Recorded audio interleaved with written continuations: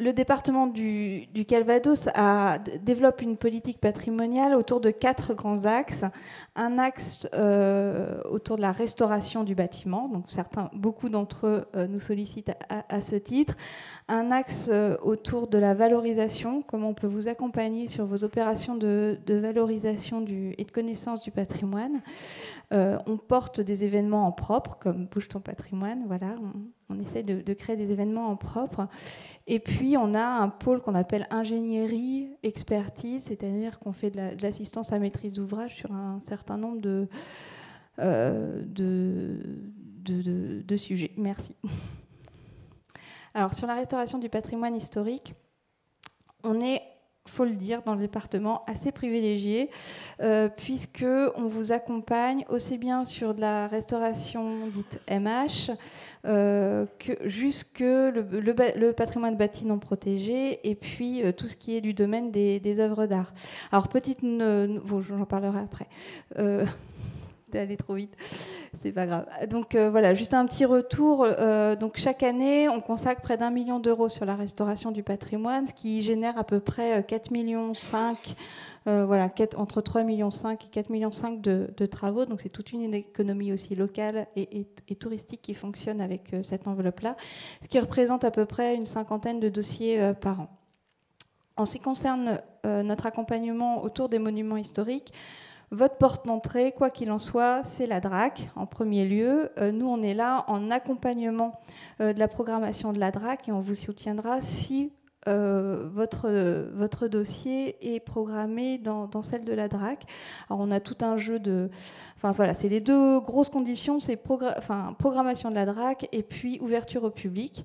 Et ensuite, on a tout un jeu de pourcentage, mais il faut savoir en gros qu'on est plafonné, vos travaux sont plafonnés à 400 000 euros. Alors, je sais que pour certains projets, ça monte vite, mais justement, c'est pour essayer de partager et puis de créer. De toute façon, souvent, on tranche les travaux, donc voilà, ça vous permet quand même d'avancer.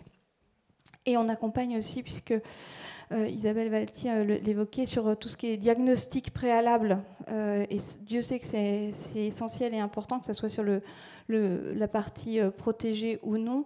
Sachez qu'on est en capacité de vous accompagner aussi sur ces diagnostics architecturaux et qui vous permettent aussi d'avoir une vision. Enfin, ça me paraît souvent essentiel de commencer. J'étais interrogée ce midi sur cette question-là. Mais c'est vrai que c'est pas une somme jetée en l'air de commencer par un diagnostic préalable. C'est souvent, ça permet d'enlever la buée des lunettes et de pouvoir voir clair ensuite sur l'avenir et sur les tranches de travaux à effectuer. Donc, patrimoine bâti non protégé, là aussi, on accompagne avec une dépense plafond de 80 000 euros. Alors, pour ceux qui ont l'habitude de demander des subventions auprès du département, il faut savoir que jusqu'à présent, une partie du patrimoine non protégé relevait de ce qu'on appelait l'APCR, l'aide aux petites communes rurales, qui avait pour vous, porteurs de projet, cet inconvénient que vous ne pouviez pas déposer... vous étiez éligible à un seul projet dit APCR, donc fallait que vous choisissiez par an, donc fallait que vous choisissiez entre l'église ou l'enfouissement des réseaux, par exemple. Donc voilà, vous aviez vite fait le choix. Donc à partir de 2020, on a bien dissocié les deux parties et donc vous pourrez à la fois enfouir vos réseaux et restaurer votre église, dans la limite de vos crédits, bien entendu. Et puis sur le patrimoine mobilier aussi, on a une enveloppe qui vous permet de vous accompagner sur la restauration, alors que ce soit protégé ou non protégé, là aussi, de l'ensemble des œuvres d'art qui se trouvent, avec en plus, et là ça recouvre totalement ce qui a été dit ce matin ou même cet après-midi avec Éric Blo, un accompagnement financier autour de la sécurisation et mise en valeur. Donc tout ce qui est cadenassage de vos statues, mise en vitrine, tag des statues, mise en sécurité de l'église. Là aussi, on peut vous accompagner à hauteur de 50% du montant des travaux. Donc c'est pas... dans un projet comme celui-ci, ça peut être intéressant lorsqu'on anticipe ces travaux. Donc voilà, pour la restauration, valorisation, sécurisation. On peut également vous accompagner sur ce qu'on appelle dans notre jargon une aide en fonctionnement, c'est-à-dire sur tous les projets. Une fois que votre église est restaurée, vous avez envie de publier, vous avez envie de faire des expositions, vous avez envie de développer des outils numériques, et ben sachez que là aussi, on a une ligne de crédit qui permet de vous accompagner sur ce type de projet. Donc on a 2 domaines d'intervention, à la fois les associations patrimoniales à rayonnement départemental, donc voilà, qui ont une diffusion nationale ou départementale, et puis comme je disais, tout ce qui est publication, exposition. Donc voilà, quelques exemples pour les associations. M. Bayeul est ici présent, mais voilà, Un Nouveau Monde, Ornavic, Patrimoine culturel et art sacré, Fondation du patrimoine, les Chemins de Saint-Michel, qui sont des associations qui rayonnent au niveau départemental et national, donc qu'on accompagne en fonctionnement. Et puis, voilà, quelques publications ou outils numériques qu'on est en capacité de vous accompagner.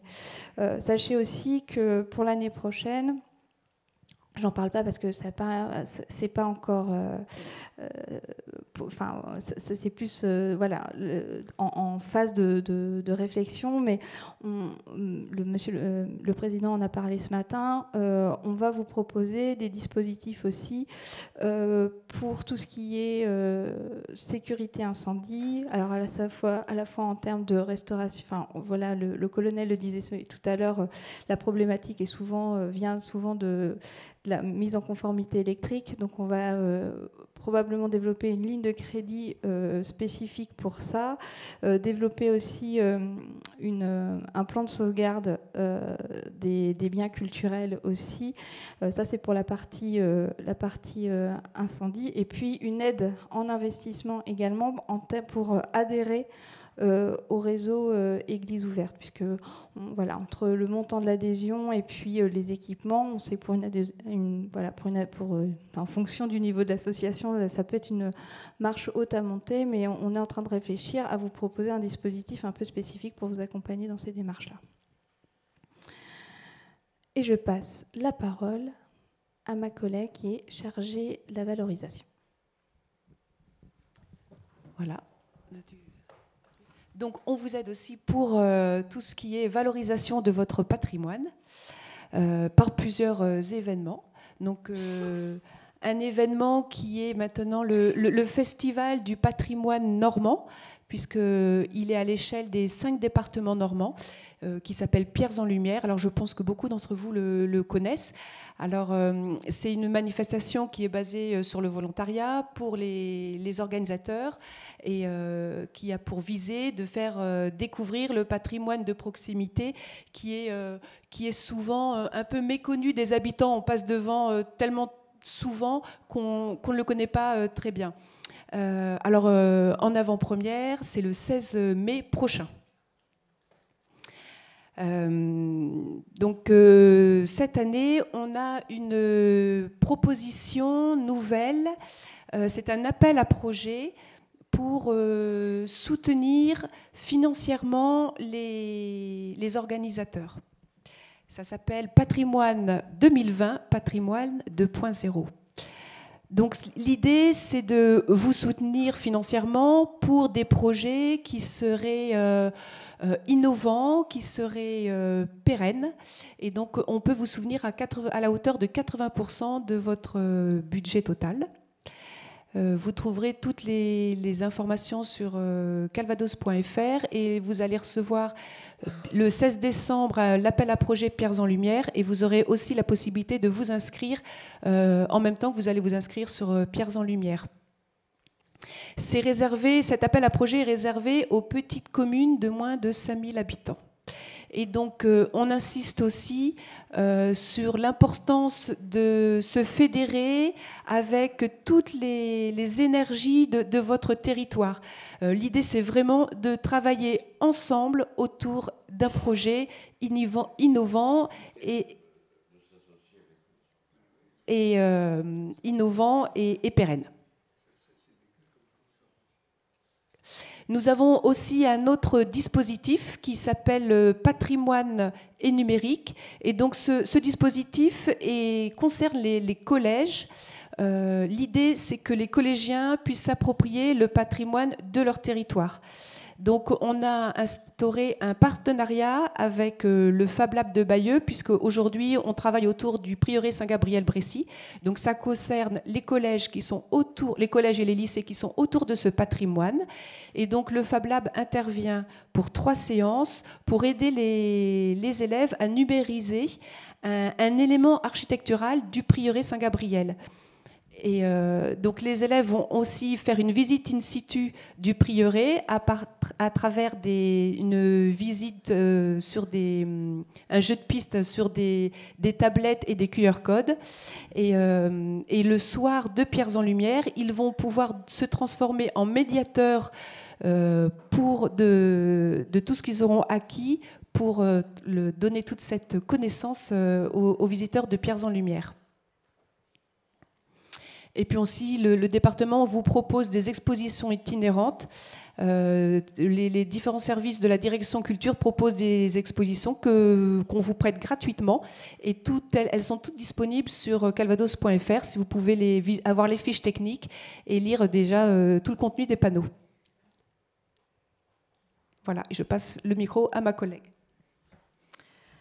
Alors, le dernier axe pour lequel le département peut vous accompagner, et non des moindres, c'est ce qu'on appelait ingénierie. Donc, en gros, c'est l'axe technique pour vous aider un peu dans vos travaux.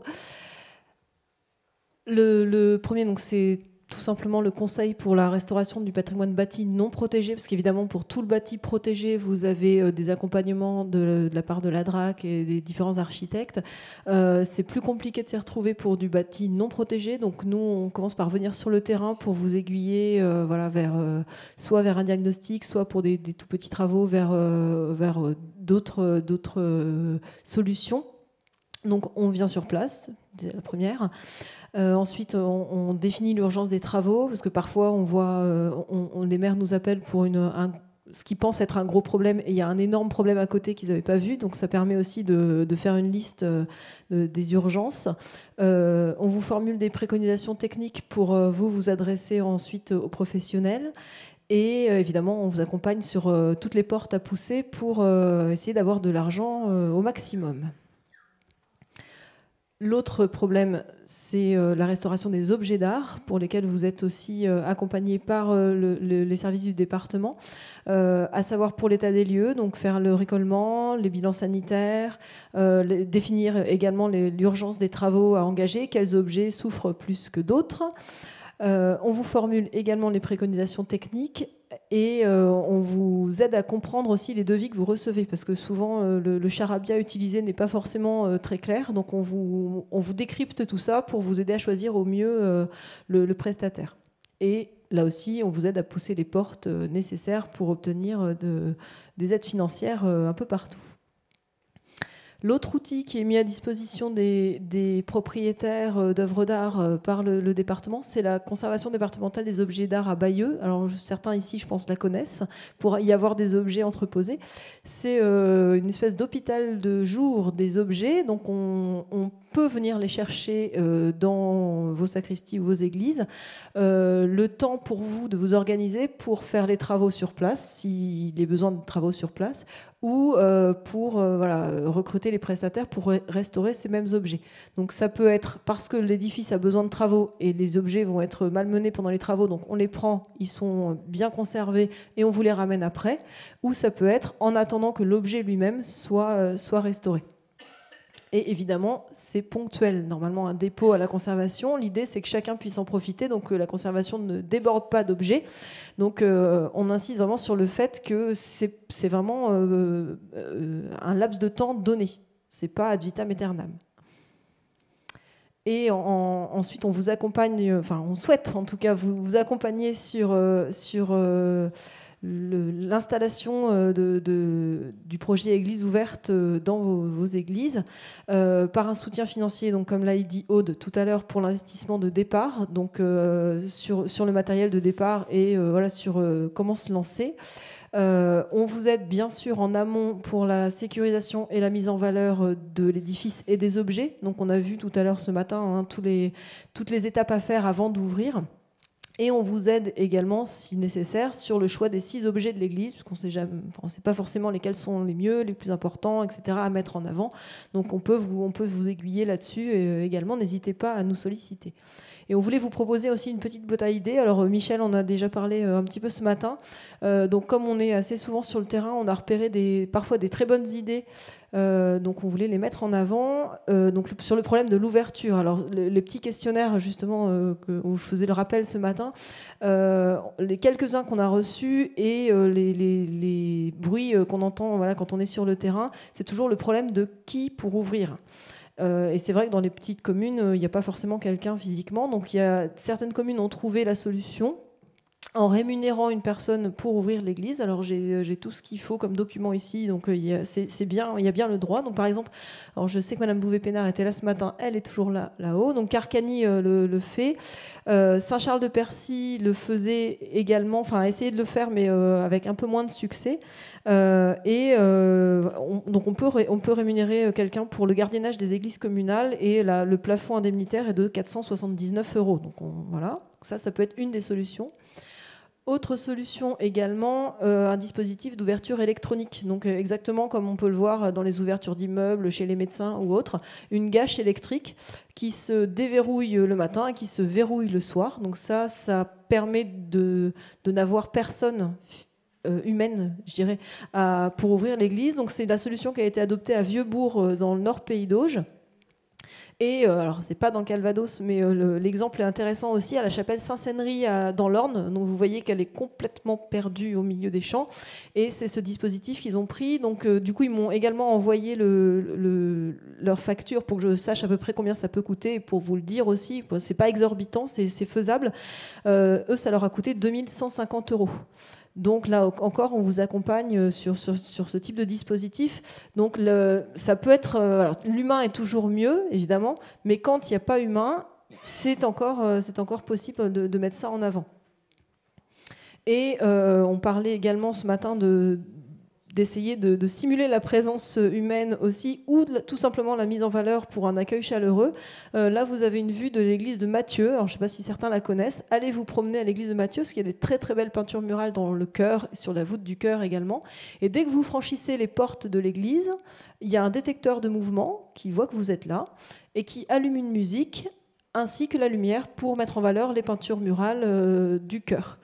Et donc ça, le maire de Matthieu m'a envoyé également sa facture et il en a eu pour 1500 €. Donc là encore, c'est complètement jouable et ça donne vraiment, enfin allez-y pour tester, ça donne vraiment une impression de présence humaine que quelqu'un a appuyé sur un bouton quand vous êtes rentré. Et on a vraiment l'impression d'être accueilli dans un édifice qui est vide. Au final, il n'y a personne, mais l'effet est complètement réussi. Langrune a dû le faire également, ce genre de choses. Autre possibilité, pour sortir un peu les objets qui dorment dans la sacristie, et parfois c'est bien dommage, la Vendée, le département de la Vendée a fait réaliser plusieurs vitrines coffres-forts, donc des vitrines blindées. Alors, sur les photos de droite, elles exploitent l'architecture de l'église, parfois simplement en mettant une fermeture devant une niche qui ne servait plus à rien. Parfois, on crée complètement la vitrine en totalité, donc ça fait une armoire vitrine, et ça permet d'exposer des objets, de les faire tourner. Alors évidemment, le risque zéro n'existe jamais, mais normalement, la sécurité est respectée au maximum. Donc c'est vrai que c'est toujours dommage de devoir dormir des objets dans des placards. Donc là, autant que ce soit des placards visibles. Oui. Alors normalement, elles sont reliées par alarme à la gendarmerie la plus proche. Donc, voilà. Ouais. Et en fait, il y a plusieurs options. J'avais vu avec Julien Bourreau, Oui. il y a, en fonction des moyens aussi, parce que c'est pas un petit investissement, ce type de vitrine. Donc, il y a des options différentes en termes d'éclairage. Vous avez aussi vous pouvez installer des détecteurs d'éclairage automatique, un peu comme à Matthieu, qui fait que pour les œuvres un peu comme textile, etc., il ne sait pas tout le temps sous la lumière. Et puis ça, voilà, il y a plein d'options différentes, et notamment le système d'alarme relié directement au service de gendarmerie. Et enfin, on vous incite, quand ils seront parus, à vous procurer les actes du colloque du CAUE qui a eu lieu en juin dernier. Il ne devrait pas tarder, je pense, à paraître, et qui résume un petit peu l'ensemble de la problématique qui a été abordée, à savoir quels enjeux d'équipement et de réhabilitation pour notre patrimoine. Donc c'est extrêmement vaste, ça reprend les problématiques historiques. Donc ce qui est très intéressant, c'est de nous remettre aussi les pieds dans le plat, pourquoi on en est là aujourd'hui, et de proposer des solutions, alors soit de les ouvrir, soit voilà, d'autres aménagements possibles. Voilà. Et là, pareil, si vous avez des questions, rapidement, parce que je crois qu'on est à peu près au bout du timing, mais n'hésitez pas.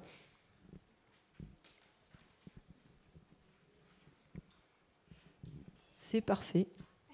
Je trouve que c'est très bien. Eh ben, écoutez, tant mieux. Ils sont fatigués, voilà, tout va bien. abreuvés d'informations. Ou ils dorment, tout simplement, ce qui est possible.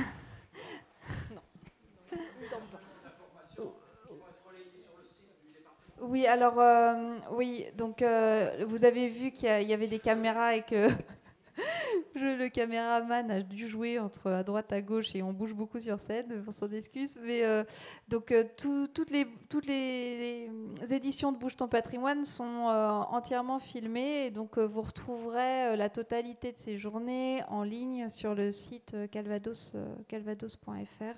Et puis encore une fois, vous avez nos coordonnées, donc n'hésitez pas. Et on pourra vous envoyer les éléments du colonel Burger qui, notamment sur toutes les problématiques de sûreté incendie qu'on ne va pas forcément mettre en ligne, mais à la demande, on vous les enverra bien volontiers. Et les liens des vidéos, quand elles seront en ligne, on vous les enverra via le listing qu'on a fait pour les invitations. Donc, normalement, toutes les mairies le recevront et les associations également.